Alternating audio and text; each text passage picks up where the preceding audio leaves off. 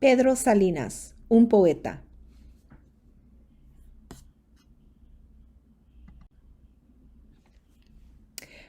Pedro Salinas nace en Madrid el 27 de noviembre de 1891.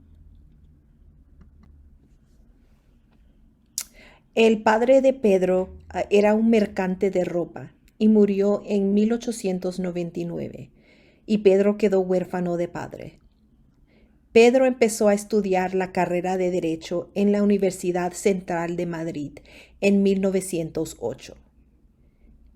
En 1910 cambió su carrera y inició la carrera de Filosofía y Letras, doctorándose en 1917 con una tesis sobre ilustraciones del Quijote. Durante sus estudios empezó a escribir y publicar sus poemas.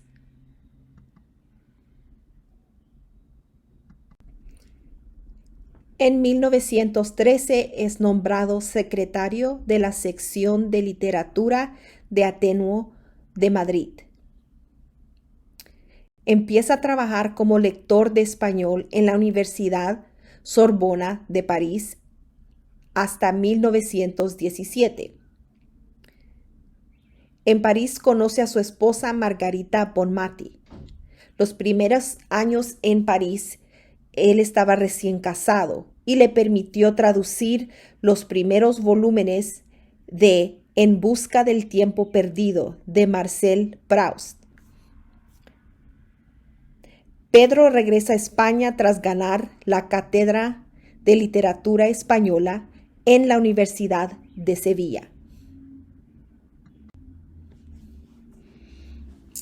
Pedro y su familia viven en Sevilla hasta 1929, donde conoció a otro gran poeta de la generación 27, Luis Cernuda.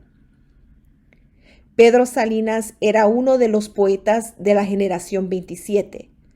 Algunos dicen que era el más optimista. Ahí es cuando él empieza con otros intelectuales a concebir la idea para la Fundación Universidad de Santander. Pero estalla la Guerra Civil Española y la generación 27 se rompe. Unos mueren y otros se exilian a los Estados Unidos y Puerto Rico.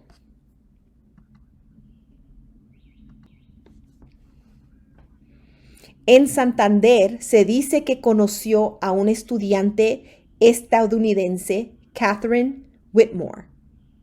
Catherine era licenciada en la lengua española y profesora que estaba tomando cursos de actualización.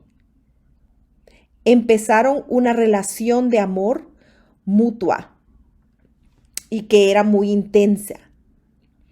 Y en esa etapa él escribió sus obras más importantes, obras que dicen fueron inspiradas por Catherine. Después del tiempo, la esposa de Pedro Salinas se enteró e intenta suicidarse. Catherine cortó la relación, pero siguieron comunicándose por carta. Al pasar de los años, Pedro Salinas muere y Catherine publica muchas de esas cartas en un libro llamado Cartas a Catherine Whitmore.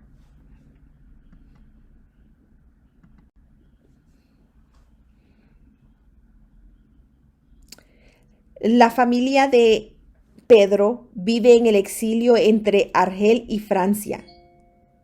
Es invitado por Wellesley College en Boston y ahí dio clases hasta 1939.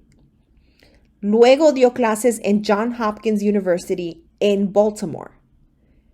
Pedro logró reunir su familia y instalarlos en los Estados Unidos mientras él continuaba dando clases en Baltimore. Durante los años 1943 y 1946 vivió en Puerto Rico, donde él daba clases en la Universidad de Río Piedras.